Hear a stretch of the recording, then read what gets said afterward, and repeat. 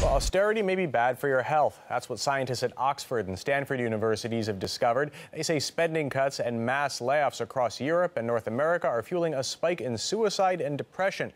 Academics behind the study believe the global financial crisis has caused as many as 10,000 people to take their own lives.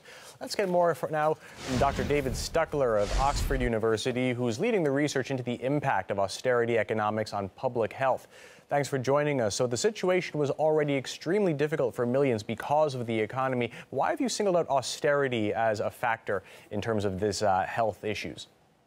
What we've seen in studying recessions over the past century, and with a focus on the present crisis, is that recessions hurt, but when politicians respond with deep cuts to vital social supports, they can turn those recessions lethal. In the worst case, we've seen Greece. After it cut its malaria prevention budgets, we saw a return of outbreaks that the country had kept under control for the past 4 decades. We've seen HIV infections spike by over 200% at a time when the HIV budget was cut. Similarly, we've seen across Europe austerity breed a series of epidemics, from suicide to foregone access to healthcare to tuberculosis outbreaks and even dengue fever. Now, according to your theory, countries that didn't pursue austerity cuts, and say Iceland, should be doing much better in health terms than those that did. Is that the case? That's a very good point, because Iceland suffered the worst banking crisis in history. All of its biggest banks failed, and its debt jumped to over 800% of GDP. But its people voted against austerity and instead shored up support in its health system. No one lost access to health care, and in fact, this country, which was once the happiest society in the world, again in 2011 was ranked as the happiest society in the world.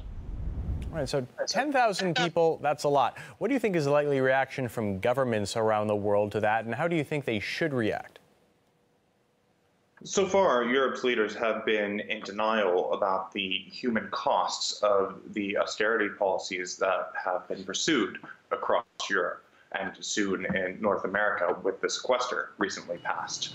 And what we need to do is take into account the health effects of economic policies. Had austerity been run like any other drug trial, it would have been discontinued because of its deadly side effects. Now, many leaders claim that by making these cuts is the only way to end the crisis. Do you think, what's your opinion on that? Well, first, the tuberculosis outbreaks, for example, that New York suffered in the mid-90s, ended up costing millions to control. So austerity in health is a false economy.